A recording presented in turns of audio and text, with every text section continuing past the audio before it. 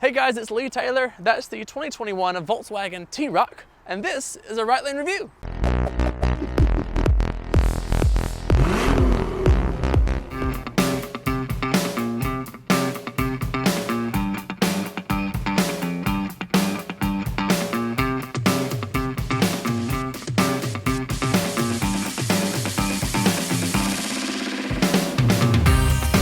So for over 80 years, Volkswagen has been making the people's car, and for a long time their number one seller was the Golf. But in recent times, much like many other manufacturers, they're finding the small SUV segment to really be the bread and butter. So they decided to take the Golf, put it on some stilts, make it look absolutely fabulous, and call it the T-Roc. So we've actually had to wait a bit of time to get the T-Roc here in Australia, and when it did arrive, it was met with some pretty stiff competition. You have the top-rated Mazda CX-30 and the Hyundai Kona to contend with. But Volkswagen has always brought a little bit of a different flavor to the people's car. So what's the T-Rocs?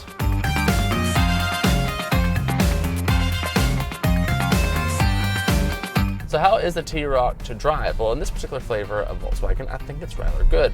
You see, this platform is shared across the Golf, the A3, the Q2, the Q3, as well as a couple of other Volkswagen Group products, including some Skodas, and it's a very good driving platform. I mean, you have a 1.4-liter turbocharged engine out front, made to a, get this, traditional 8-speed automatic, more on that in a minute, and a setup that's actually quite nice. It's nimble, it's easy to park, it's great to drive around town.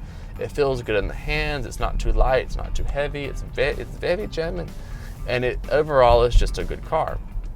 I think that dynamically this car shines as being an all-rounder. I mean, this is basically a Golf on stilts, and the Golf is probably the best all-rounder and has been for many years, and the new one is probably going to be just as good, and this T-Roc is no exception.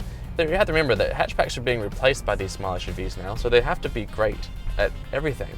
And I think the T-Roc is pretty much on par. But dynamically, the T-Roc is actually quite a good platform. It's not quite as sharp as, say, the Mazda, but it feels great in the hands. Steering is light, but not too light.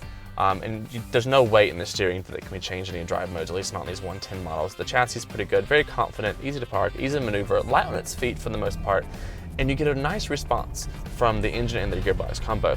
So in this 110 TSI style model, you have a 1.4-liter turbocharged petrol engine out front, driving the front wheels, about 110 kilowatts and a decent amount of torque, made up to an 8-speed traditional automatic, which is not what Volkswagen is known for. They're known for dual clutches, right?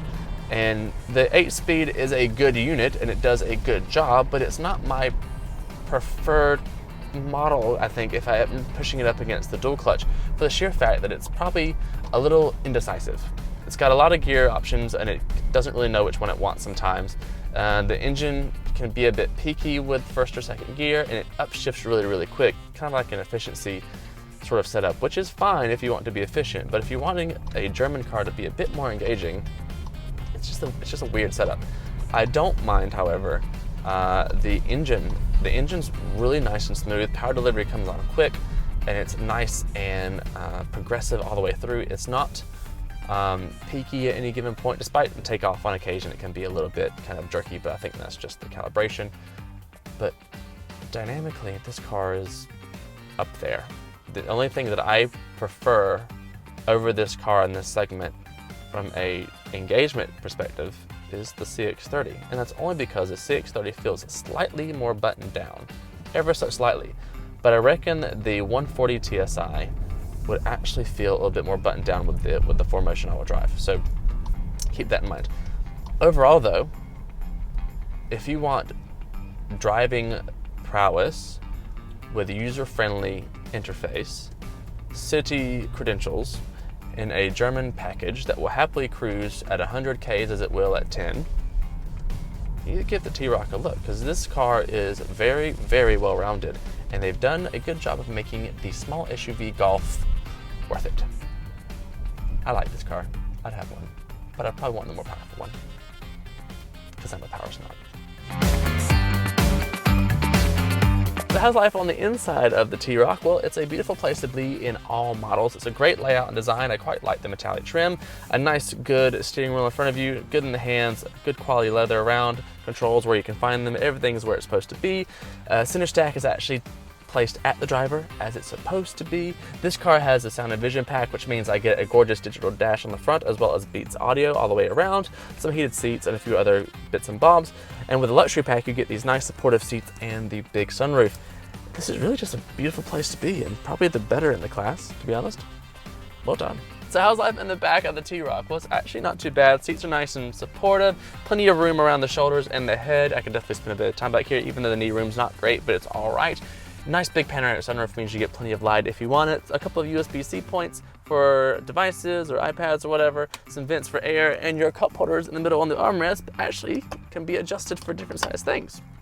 Pretty nifty, Volkswagen.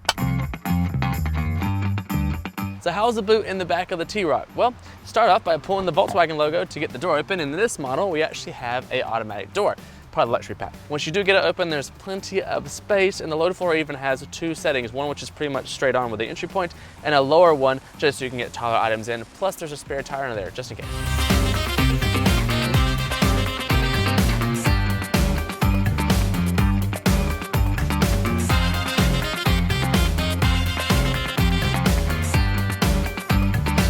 So what's the tops, bottoms, and final verdict on the 2021 Volkswagen T-Roc?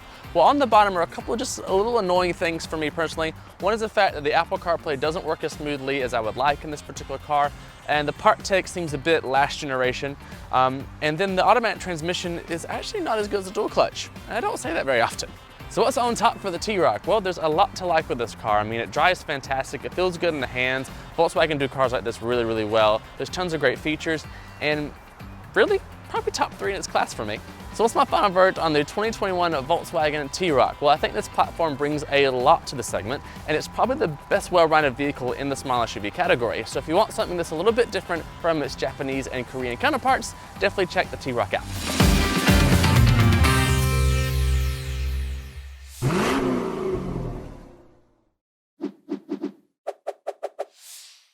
Bigger the better.